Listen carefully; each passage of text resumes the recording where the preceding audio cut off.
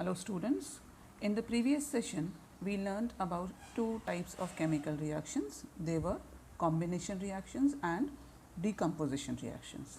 In this session we shall be learning about other types of chemical reaction. The first, displacement reaction. What is a displacement reaction? A reaction in which a more reactive metal displaces a less reactive metal is known as a displacement reaction. You must have already learnt about displacement reaction in your previous classes. Displacement reaction, more reactive metal displaces a less reactive metal. Let us see that with the help of an activity. In this activity, what we have done is we have taken some copper sulfate solution. In this copper sulfate solution, an iron nail is added. This iron nail, when added to the copper sulfate solution, changes its color after some time. The iron nail becomes brown in color and the blue colored copper sulfate turns green in color after some time. So here what is happening is, because the iron was more reactive than the copper, that's why iron displaced copper from its sulfate solution. So here a more reactive metal displaced a less reactive metal. So in this reaction, this displacement is taking place, more reactive metal is displacing a less reactive metal. That's why this reaction is known as a displacement reaction.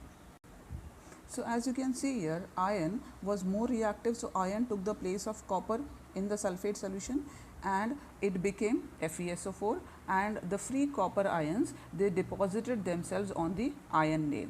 So that's why the blue colored copper sulfate solution turned green in color, because FeSO4 is green in color, and copper, which was free, now free ions, those free ions got deposited themselves on the iron nail. That's why we can see that the iron nail turns brown in color. Remember that brown color of iron nail is not rust, it is the copper which has got deposited on the iron nail. Then we will take one more activity where again we take the blue colored copper sulfate solution and to that we add zinc granules. Now zinc granules are silvery grey in color. When we add them, after some time what we see is that the blue colored copper sulfate solution becomes colorless. This is because zinc was more reactive than copper, that means zinc displaced copper from the sulfate solution and it became zinc sulfate. The solution became zinc sulfate, and zinc sulfate is actually transparent or colorless. That's why the solution becomes colorless, and again on the zinc we will find brown colored deposition. That brown colored deposition is of copper.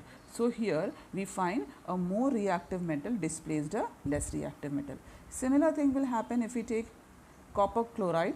So lead plus copper chloride, lead will displace the copper from the chloride solution and it will become lead chloride and free copper. So every time a more reactive metal will displace a less reactive metal.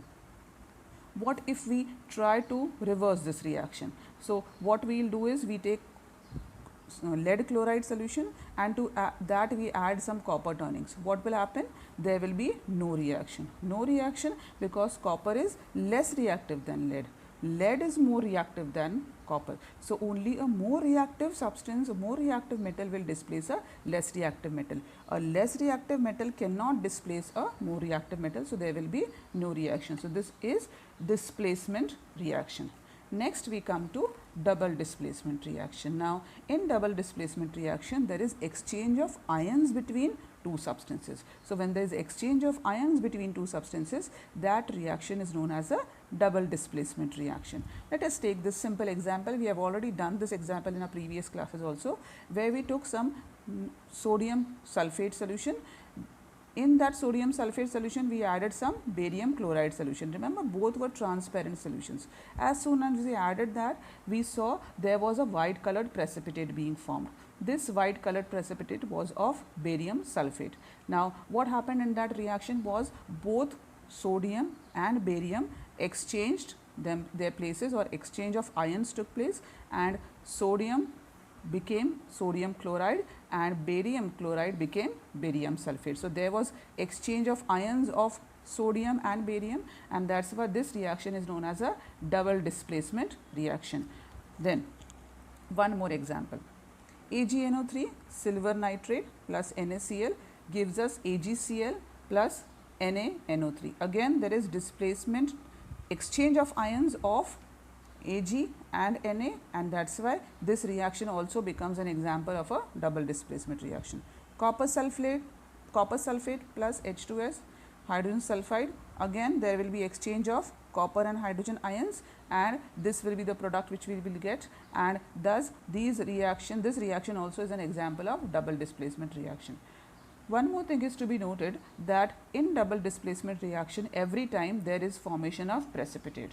Now because there is formation of precipitate, these reactions are also known as precipitation reactions. So any reaction in which there is formation of precipitate will be known as a precipitation reaction, and because double displacement reactions every time there is formation of precipitate, so they are also known as precipitation reaction. Now we come to the next type of reaction, that is oxidation reduction reaction.